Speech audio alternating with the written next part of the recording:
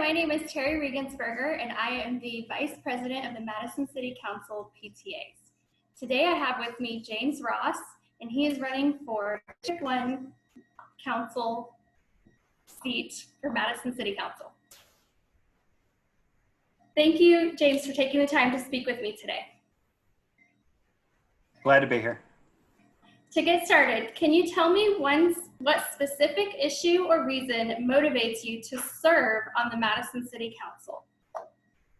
Well, I'll start off by saying that this is actually my second time running for City Council. I ran in 2016 and I lost by 22 absentee ballots to the incumbent during the runoff in 2016.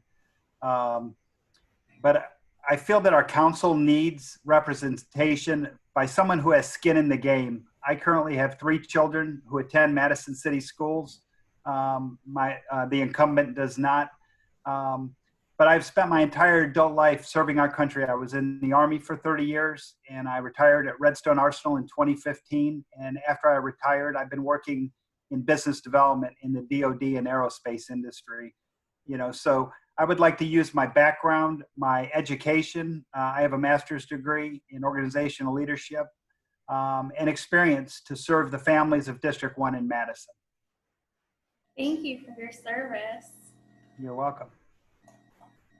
The next question is, what strategy would you ensure city growth aligns with our long-term vision and keeps pace with our resources?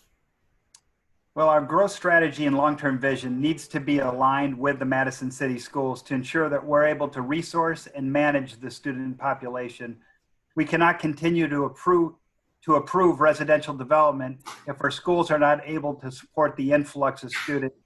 Our growth strategy and long-range vision needs to focus on commercial and industrial development first, and we need to be very careful if we approve any additional residential growth. Thank you. As a follow-up to that, how would you ensure for Madison that our schools are resourced for success? Well, because the property values in Madison are tied directly to the ratings and success of our schools, I would support all efforts to ensure that our schools are properly funded to provide the best education possible for our children. People want to live in Madison, and for the most part, it's because of our housing values, our top-rated schools, and our high quality of life. Since we just approved a mill increase, I don't believe that the taxpayers would look favorable for additional increase. In the next 2 years, circumstances could possibly change, and if the schools wanted to recommend a new increase, I would support. We still pay a lot less than many of the regions in the state of Alabama. Thank you. For our last question, what message do you have for Madison families during this unusual time in history? Well, these are certainly challenging times, and it requires leaders with the education and experience to navigate the complex times we're facing right now. Our city council needs to represent the taxpayer interests, and as a candidate with 3 children attending the Madison City Schools, I'm currently at ground zero of our new virtual learning environment, and I understand the challenges that our community is facing.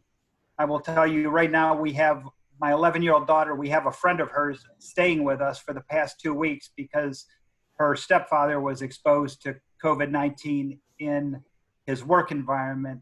So, we're seeing it firsthand right here in my household.